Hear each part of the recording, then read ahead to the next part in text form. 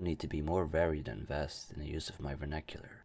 I have to stay vigorous and try to not come by as that defiant to bias. Iona's views and reviews. Hello again and welcome back to my views. Today I want to talk about the psychological and philosophical idealistic factors behind V for Vendetta. What it means and what it takes to truly be revolutionary. The psychological steps one has to go through in order to start a revolution in one's own ego and one's own being, and the effect it can have on society in general, and how an entire people can become psychologically empowered. So the movie starts off with a society of people who are a victim to distraction, oppression, and people have been forced to live a certain way, and they all seem to wear masks, and of course masks play a very important role in this movie. The truth is, after so many years, you begin to lose more than just your appetite. You wear a mask for so long, you forget who you were beneath it. The majority of this movie is about how to remove this mask and replace it with your own true self. How to remove this idea of yourself that society and government and maybe friends have put upon you, and eventually you've put this mask on yourself. The first step in removing this mask is dedication. V is surrounded by knowledge. He lives in the Shadow Gallery. The name of the Shadow Gallery itself can be a reference to the psychological principle of shadows, the oppressed ideas and thoughts we have about ourselves.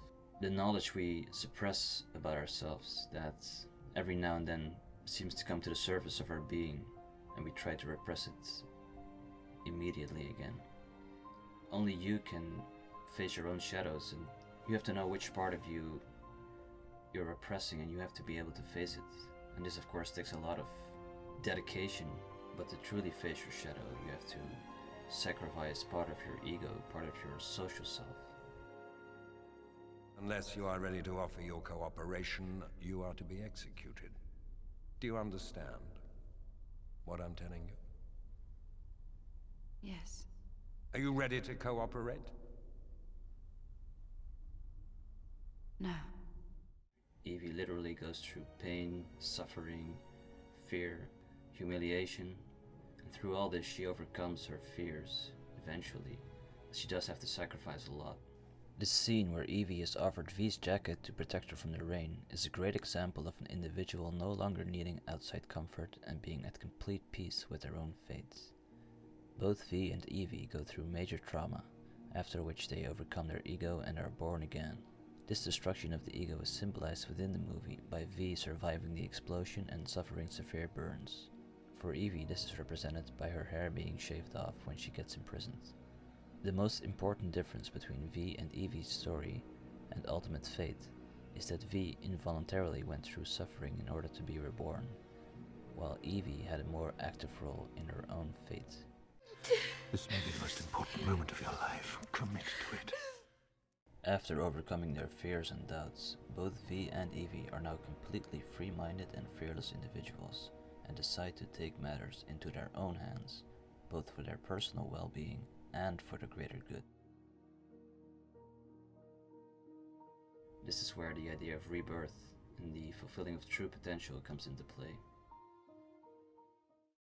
So this was my analysis of the psychology behind V for Vendetta. Please remember to like, comment and subscribe, and until next time. What was done to me created me.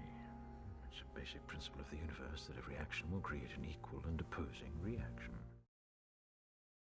Remember. Wait, that's a terrible way to start a review. Maybe start with a joke. That always works. Speaking of jokes, I wonder how Iona's channel is going.